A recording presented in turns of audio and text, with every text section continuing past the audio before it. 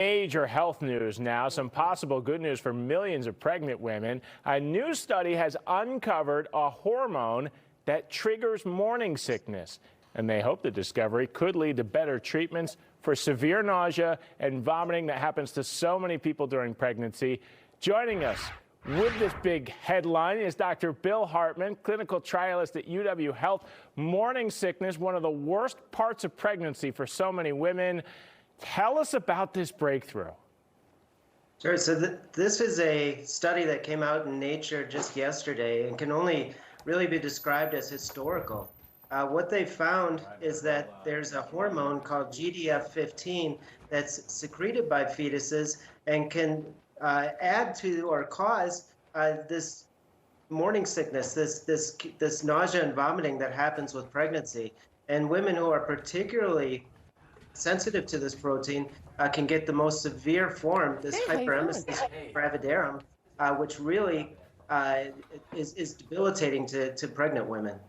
My wife suffered terribly from morning sickness when our daughter was born 3 years ago. And silly me, I guess I had no idea the science was still out on what causes it. I mean, there is really right now not a lot that doctors can do to help women, right? No, we've tried to treat it with symptomatic medicines and try different vitamins, vitamin B, B12, Zofran, which is an anti-nausea medicine, but nothing has ever really proven extremely effective. Now that we know what might be the cause of morning sickness in pregnancy, we might be able to find a way to not only attack it when it happens, but maybe even prevent it from happening.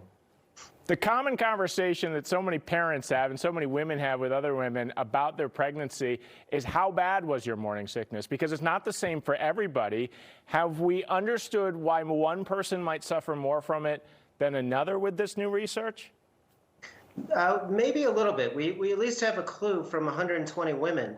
And what they showed was that the 60 women that had problems with nausea and vomiting during their pregnancy had significantly higher levels of this GDF15 hormone in their blood versus the 60 women who didn't have nausea and vomiting. They had substantially lower levels of this GDF15. And so it just is another clue pointing in the direction of this hormone being this important cause of morning sickness in pregnancy. Are we able to, maybe there's that theory, if you're having a girl versus a boy or a boy versus a girl, maybe your morning sickness is worse.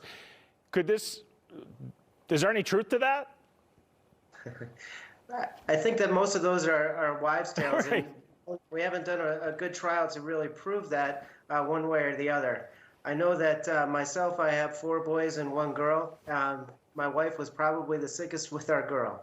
And so anecdotally, that's all I can really go on. Yeah, but seriously though, this research might lead to some, more research on that, right? Because now that we know what's actually causing it, we can actually, it could lead to a cure of this. Them. So what's thought anyway is that we can actually give this hormone to women before they get pregnant to sensitize them to it. So that when the fetus secretes it during their pregnancy, especially early in pregnancy, they don't get sick.